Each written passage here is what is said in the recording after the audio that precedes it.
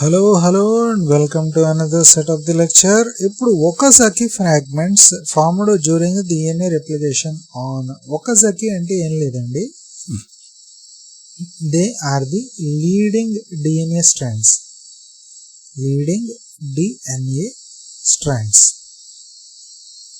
Okay అండి, ఇది Okazaki అంటే అర్థం. అంటే ఇప్పుడు ఏంటి Okazaki అంటే, సపోజ్ ఒక డిఎన్ఏ అనేది స్టార్ట్ అవ్వాలి. డిఎన్ఏ స్టార్ట్ అవ్వడానికి ఏదో ఒక ఫ్రాగ్మెంట్ లీడింగ్ కింద ఉండాలి.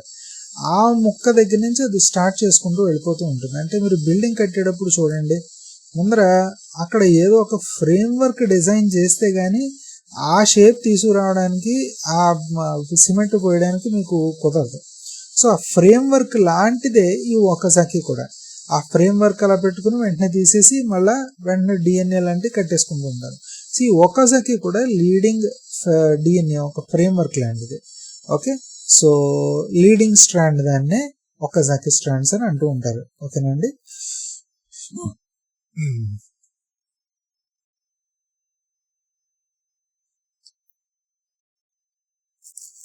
ఐఎమ్ రియలీ సారీ అండి, డిఎన్ఏ స్ట్రాండ్ Okazaki ఫ్రాగ్మెంట్ అనేది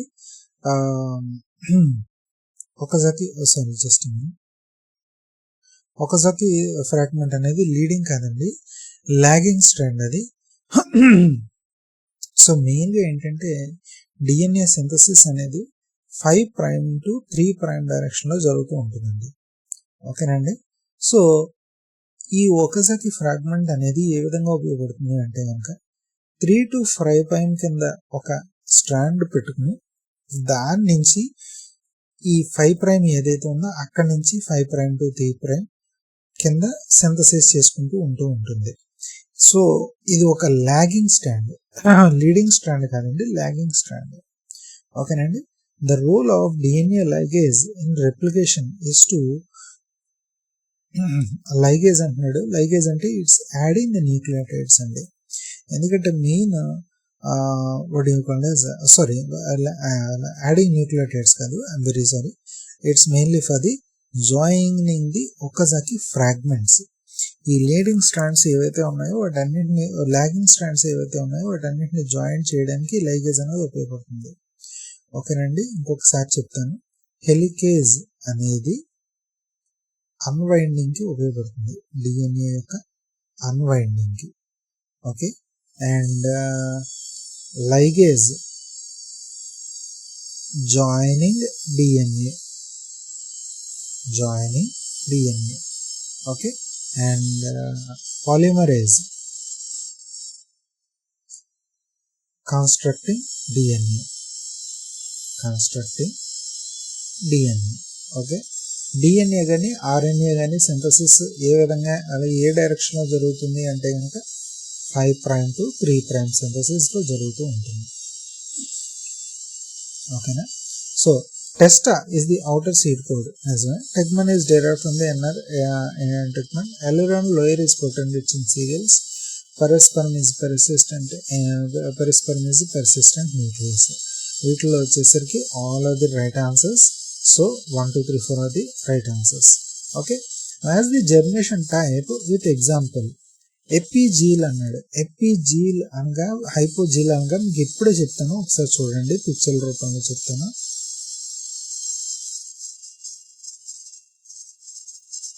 రైట్, ఇక్కడ చూడండి, ఎపి అంటే అబోవ్ గ్రౌండ్ అని అర్థం, అబోవ్ గ్రౌండ్. హైపో లేదా క్రిప్టో అన్నాడంటే బిలో గ్రౌండ్ అని అర్థం, ఇక్కడ చూడండి, సీడ్ని పాతి పెట్టారు. సీడ్లో బఠానీ గింజలాగా 2 చెంపలు ఉన్నాయి, 2 కాటిల్డెన్స్ ఉన్నాయి. ఓకే, ఆ కాటిల్డెన్స్ షూట్ డెవలప్ అవుతుంది. షూట్ దేని నుంచి డెవలప్ అవుతుందండి? రాడికల్ నుంచి షూట్ డెవలప్ అయ్యి ఇది పైకి ప్లూమ్యూల్ కింద ఈ షూట్ పైకి వస్తుంది. వచ్చి ఈ కాటిల్డెన్స్ అనేది విచ్చుకుంటుంది, దాని నుంచి ఈ లీవ్స్ అనేవి వస్తాయి. సో సీడ్ అనేది పైకి వచ్చేసింది, షూట్ ఇక్కడ వచ్చేసింది, సీడ్ పైకి వచ్చేసింది. సో దీన్ని ఎపిజీల్ అంటారు, అబోవ్ గ్రౌండ్ అని. హైపోజీల్ వచ్చేసరికి దీనికి మెయిన్ ఎగ్జాంపుల్ మ్యాంగో ట్రీస్. మీరు ఎప్పుడైనా టెంకను పాతి పెట్టి చూడండి, ఏం చేస్తుంది, అక్కడి నుంచి మీకు ప్లుమ్యూల్ పైకి వెళ్తూ ఉంటుంది, రాడికల్ కిందకి వెళ్తూ ఉంటుంది. ఓకే, ఈ ప్లుమ్యూల్ పైకి వెళ్తూ పైకి ఆకులు ఇలా వస్తాయి, రాడికల్ అనేది షూట్ కింద డెవలప్ అయ్యి కింద వెళ్ళిపోతుంది. ఆ ఏదైతే కాటిల్డన్ ఉందో అది భూమిలో ఉండిపోయి ఉంటుంది. మ్యాంగో ట్రీస్, బఠానీ గింజలు ఇవి బాగా ఎగ్జాంపుల్ కింద ఉంటూ ఉంటాయి. సో ఇది హైపోజీల్ అని అంటూ ఉంటారు వీటిని. ఇలాంటివన్నీ కూడా సీడ్ అనేది భూమిలోనే ఉండిపోతే హైపో లేదా క్రిప్టోజీల్ అంటారు. సీడ్ అనేది పైకి కూడా వస్తే కనుక దాన్ని ఎపిజీల్ అని అంటూ ఉంటారు. ఓకేనా, అది బాగా గుర్తుపెట్టుకోండి. సో ఇప్పుడు మనం చూద్దాం ఎపిజీల్ అంటే ఏంటి. గ్రౌండ్ కు పైకి వచ్చేది. ఓకేనా, సో గ్రౌండ్ కు పైకి వచ్చేది కాబట్టి ఏ ఈజ్ 1. బీన్స్ పైకి వస్తాయి. హైపోజీల్ లేదా క్రిప్టోజీల్ అంటే కింద ఉండిపోతాయి. దాని మెయిన్ ఎగ్జాంపుల్ మేజ్ కూడా ఉంటుంది, అదే మొక్కజొన్నది. సో బీజ్ 2.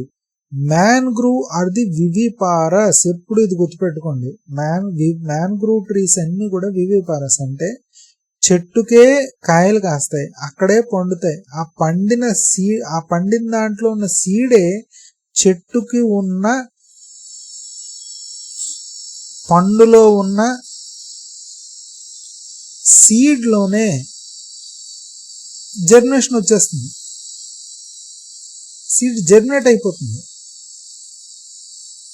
అంటే చెట్టుకే ఉండిపోతుంది. అన్ని కూడా అన్ని జర్మినేట్ అయిన తర్వాత ఆ పండు కింద రాలిపడిపోతుంది. ఓకే, దీన్ని వివిపారస్ అంటారు. ఇది మ్యాంగ్రూవ్ వాటిలో విపరీతంగా ఇది గమనించగలుగుతూ ఉంటాం. క్రిప్టోజీలు హైపోజీలు రెండు ఒకటే. So 1, 2, 3, 4 easy. A is the right answer. Okay, so gibberellic acid can substitute for a cold stratification. Gibberellic acid promotes the cell elongation and enzyme activation in both an embryo and activation. Is both A and R are true, and R is the correct explanation of A. Which of the following is not a sexual propagation? Seed orchid sexual propagation, control crossing sexual propagation, pollen store asexual, but rootstock grafting is sexual propagation కాదు. Grafting అనే పదం వచ్చిందంటే asexual అని అర్థం అండి. ఓకేనా, the plumule in seed system develops into, ఇప్పుడే మీకు తెలిసి ఉండాలి కదా, చెప్పండి, shoot system. Soaking in the cow dung slurry for the neem is a pre treatment. Okay, acid scarification for tamarind ఇది నిజమే. చిల్లింగ్ ఫర్ వాల్నట్ నిజమే. ఫర్మెంటేషన్ ఫర్ జాక్ ఫ్రూట్ ఇది నిజమే. సో యాక్చువల్గా చెప్పాలంటే 2, 3, 4 అది right answers.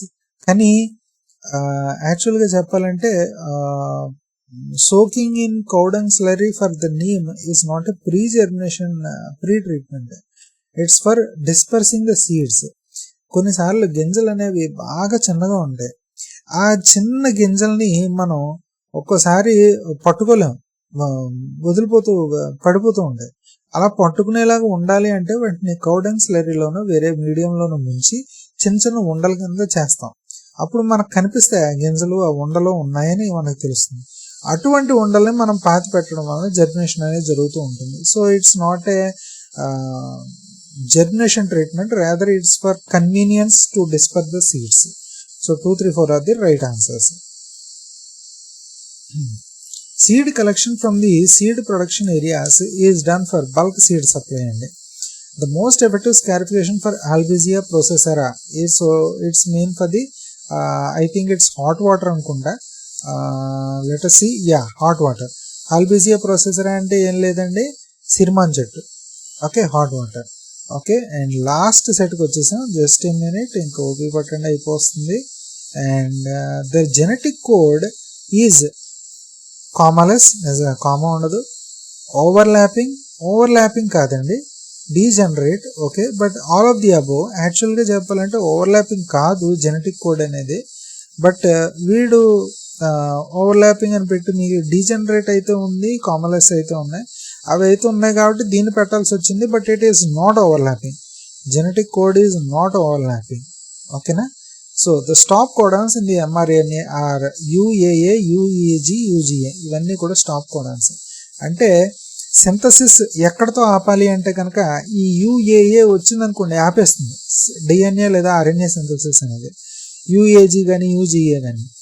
AUG, GUG, CUG అనేది start codons అండి, స్టార్ట్ కోడాన్స్ ఇవి.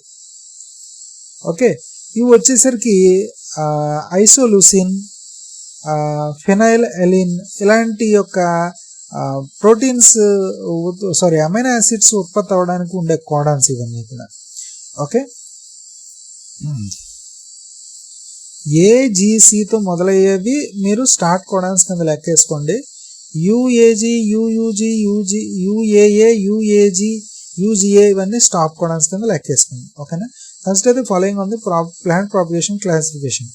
సెక్షువల్ సీడ్స్ నిజమే, అసెక్షువల్ కటింగ్స్ అండ్ గ్రాఫిక్స్ నిజమే, మైక్రో ప్రాపగేషన్ టిష్యూ కల్చర్ నిజమే, macro propagation layering division. Which are the correctly paired ఏదని అన్నాడు అంటే కనుక నిజం చెప్పాలంటే all are the correctly paired, అన్నీ కూడా కరెక్ట్లీ పెయిడే.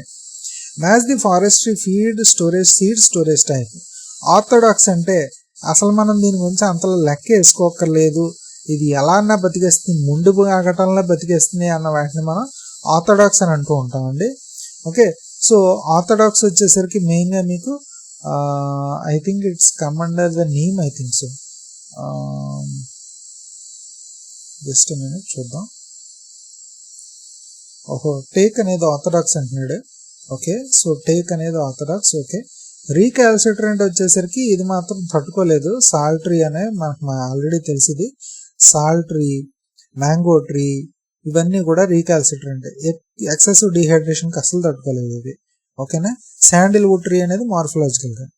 ఇంటర్మీడియట్ ట్రీ వచ్చేసరికి it's citrus neem I think so. Okay, C3. And sub orthodox వచ్చేసరికి D4. Okay, so A1, B2, C3, D4. So A is the right answer. Seed priming improves the germination uniformity. It involves controlled hydration with radical emergence. As well, both A and R are true and R is the correct explanation of A. Fifth one is the A answer. Okay. And next one. Which of the following is not a factor in seed collection timing? Market price of timber. ఇది ఒకటి కాదు. The cotton dense dicards primary function as food storage. Food storage కింద ప్రైమరీగా function చేస్తూ ఉంటాయి. Consider the following seed production techniques. Seed production టెక్నిక్స్లోని మెయిన్గా follow అయ్యేది ఏంటి అంటే కనుక which are used in seed ఆర్కాడ్స్.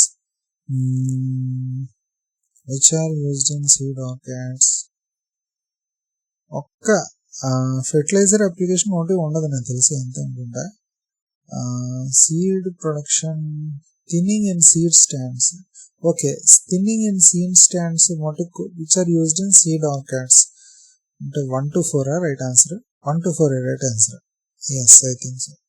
ఇది వచ్చేసరికి థిన్నింగ్ అండ్ సీడ్ స్టాండ్స్ వచ్చేసరికి it's not a seed production technique. So 1 to 4 అయితే right answers. Tetrazolium test stains live tissue red అండి. లైవ్ టిష్యూని మాత్రమే రెడ్ కింద స్టెయిన్ చేస్తూ ఉంటుంది. ఓకేనా. The ideal seed collection for the period for eucalyptus ఇది యాక్చువల్గా ఇది జనవరి టు మార్చ్ ఉంటుంది, ఏప్రిల్ టు జూన్ ఉంటుంది. యూకలిప్టస్ గ్లోబ్యులస్ అంటే నీలంకాయల కింద ఉంటాయి, అవి జనవరి టు మార్చ్ దాంట్లో ఉంటారు. యూకలిప్టస్ స్టాండర్డ్గా ఉండే ఈ తెల్లపూల చెట్టు ఏదైతే ఉంటుందో అది మాత్రం ఏప్రిల్ జూన్లో ఉంటారు. సో రెండు కరెక్ట్ ఆన్సరే, జనవరి టు మార్చి, ఏప్రిల్ జూన్ అనేది. సో ఇక్కడితో మనం ఆపుదాం ఈ ప్లాంట్ సైన్స్ E2G టాపిక్స్ అనేవి.